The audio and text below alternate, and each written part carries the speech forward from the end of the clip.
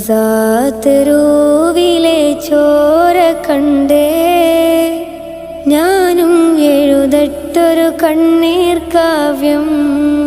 പിഞ്ചോമന മക്കളെ ചോരക്കായി ദാഹിച്ചലയുന്ന ചെന്നായ്ക്കൂട്ടം. മരിച്ചത് ഞാനല്ല നീയാണ് മുസ്ലിമേ. ഫാസിസ തടവറയിൽ അടിമയായി നിൽപ്പോ നീ എന്ന് തീരും ഈ കണ്ണുനീരിൻ മോചനം നേടുകില്ലേ? ഫലസ്തീൻ ചിരിയെന്നത് കാണാക്കിനാവല്ല. അറബിപ്പൻ വിളയുന്ന കാലം വരുന്നുണ്ട് തഖ്വ കൊണ്ട്.